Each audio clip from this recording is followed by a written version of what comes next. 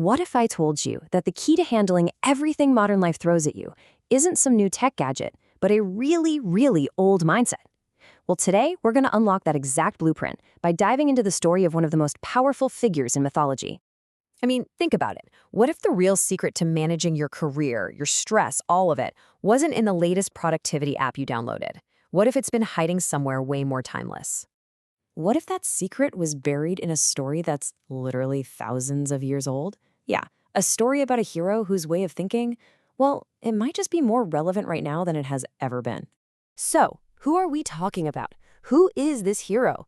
Well, for anyone who might not know, we're talking about Hanuman. He's a huge figure in the Hindu epic, the Ramayana. But trust me, he represents so much more than just a character in an old story. This quote right here, it just nails it. Strong but kind, capable but humble, powerful but devoted. You see, he's this incredible paradox. He has all this immense strength, but at the same time, this deep, genuine humility. It's not about just being strong. It's about strength that's controlled, that has a purpose, and is guided by something bigger. And in Hindu philosophy, he's known as the ideal karma yogi. Now, this is a super important idea. A karma yogi is basically someone who finds total fulfillment in the work itself, the action. They're not doing it for the paycheck, the promotion, or the praise. The reward is the act of doing. What's just so fascinating about him is how he brings together all these different virtues. You've got bhakti, that's pure devotion; shakti, unbelievable strength; seva, selfless service; brahmacharya, which is all about discipline; and gyan, deep knowledge. It's not just one of these things. It's the mix, the combination of all of them, that really makes him who he is. Okay, so you're probably wondering, where does all this power actually come from, right? Because getting to the source of his strength, that's the real key to understanding his entire mindset. And we are talking about power that is, well, it's almost impossible to wrap your head around.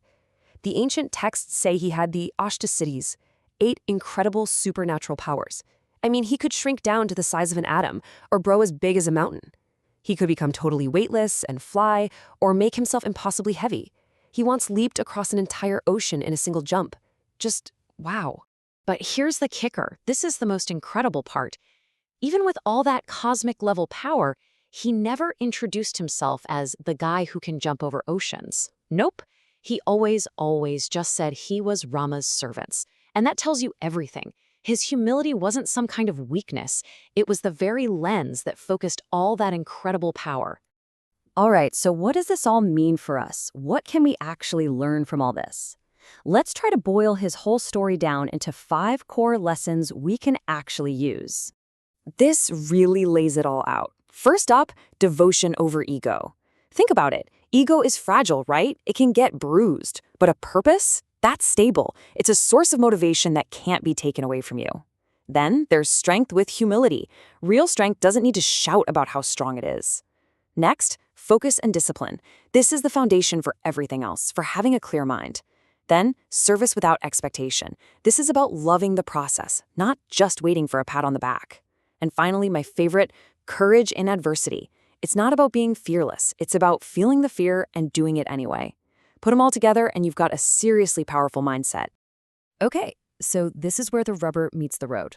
This is all great, but how do we actually use this ancient wisdom in our modern lives?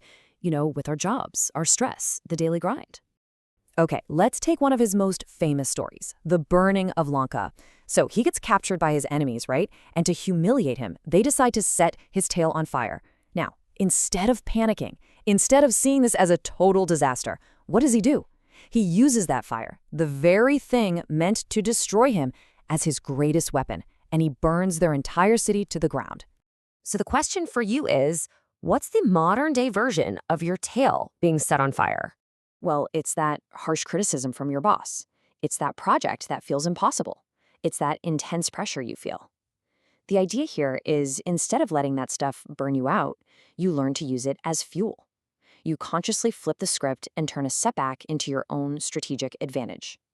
Here's another one that I think is going to hit home for a lot of you. There's a story where, because of a curse, Hanuman completely forgets how powerful he is. He literally has to be reminded of his own abilities. Now, doesn't that sound familiar? How often do we do the exact same thing? We get hit by a wave of imposter syndrome and totally forget our past wins, our skills, our strengths. Maybe self-doubt isn't a weakness. Maybe it's just a form of forgetting who we are. And look, here's a simple routine you can try starting tomorrow to actually put this into practice.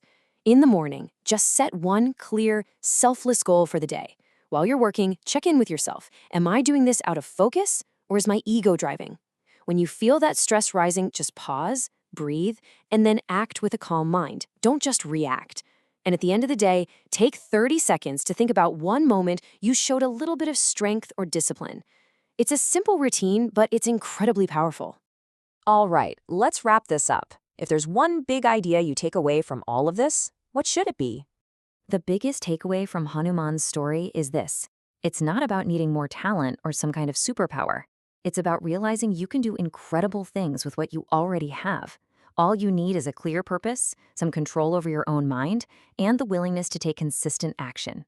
See, it's really about activating what's already inside of you. This kind of strength isn't something you go out and find. It's something you wake up.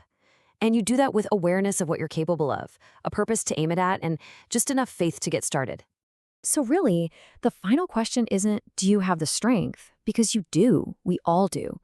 The only question left is the same one Hanuman had to answer for himself. What great purpose are you going to use it for?